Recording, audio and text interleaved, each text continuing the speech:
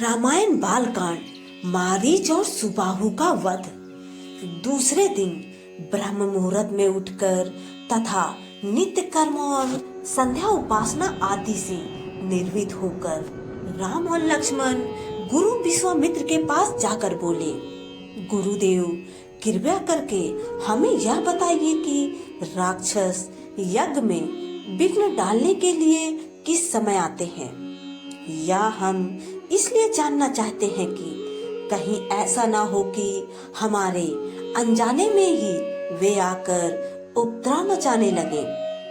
दशरथ के वीर पुत्रों के इन उत्साह भरे वचनों को सुनकर वहां पर उपस्थित समस्त ऋषि मुनि अत्यंत प्रसन्न हुए और बोले, हे रघुकुल भूषण राजकुमारों, यज्ञ की रक्षा करने के लिए तुमको आज से 6 दिनों तथा रात्रियों तक पूर्ण रूप से सावधान मुद्रा में और सजग रहना होगा। इन 6 दिनों में विश्वामित्र जी मौन होकर यज्ञ करेंगे।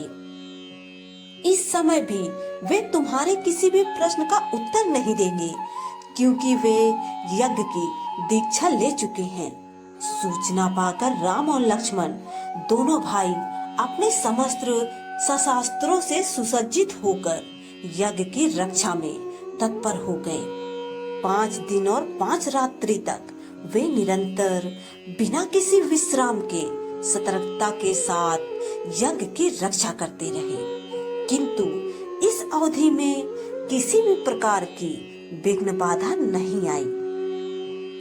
6वें दिन राम ने लक्ष्मण से कहा, भाई सौमित्र, यज्ञ का आज अंतिम दिन है और उपद्रव करने के लिए राक्षसों की आने की पूर्ण संभावना है। आज हमें विशेष रूप से सावधान रहने की आवश्यकता है। तनिक भी असावधानी से मुनिराज का यज्ञ और हमारा परिश्रम निसफल और निसार्थक हो सकते हैं। राम ने लक्ष्मण को अभी सचेष्ट ही किया था कि यज्ञ सामग्री, चमच, समिधा आदि अपने आप भभक उठे। आकाश से ऐसी ध्वनि आने लगी जैसे मेघ गरज रहे हों और सैकड़ों बिजलियां तड़क रही हों। इसके पश्चात मारीच और सुबाहु की राक्षसी सेना रक्त, मांस, मज्जा, अस्थियों आदि की वर्षा करने लगी। रक्त गिरते देखकर राम ने उपद्रवकारियों पर एक खोजपूर्ण दृष्टि डाली। आकाश में मायावी राक्षसों की सेना को देखकर राम ने लक्ष्मण से कहा, लक्ष्मण, तुम धनुष पर सरसंधान करके सावधान हो जाओ। मैं मानवास्त्र चलाकर इन महापापियों की सेना का अभी नाश किए देता हूँ। यह कहकर राम ने असाधारण फुर्ती और कौशल का प्रदर्शन करते हुए उन पर मानवास्त्र छोड़ा। मानवास्त्र आंधी के वेग से जाकर मारीच की छाती में लगा और वह उसके वेग के कारण उड़कर 100 योजन अर्थात 400 कोस दूर समुद्र में जा गिरा।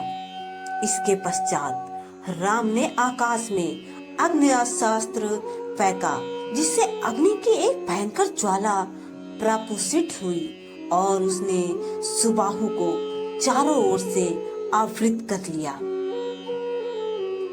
इस अग्नि की ज्वाला ने क्षण भर में उस महापापी को जलाकर भस्म कर दिया। जब उसका जला हुआ शरीर पृथ्वी पर गिरा तो एक बड़े जोर का धमाका हुआ। उसके आघात से अनेक वृक्ष टूटकर भूमि पर गिर पड़े। मारीच और सुबाहु पर आक्रमण समाप्त करके राम ने बचे खुचे राक्षसों का नाश करने के लिए वैभव नामक अस्त्र छोड़ दिया। उस अस्त्र के प्रहार से राक्षसों की विशाल सेना के वीर मर मर कर ओलों के भांति भूमि पर गिरने लगे। इस प्रकार थोड़े ही समय में संपूर्ण राक्षसी सेना का नाश हो गया। चारों ओर राम की जय जयकार होने लगी तथा पुष्पों की वर्षा होने लगी। निर्विघ्न यज्ञ समाप्त करके मुनि विश्वामित्र यज्ञ वेदी से उठे और राम को हृदय से लगाकर बोले, हे रघुकुल कमल, तुम्हारे भुजोजल के प्रताप और युद्ध कौशल से आज मेरा यज्ञ सफल हुआ। उपद्रवी राक्षसों का विनाश करके तुमने वास्तव में आज सिद्धाश्रम को कृतार्थ कर दिया।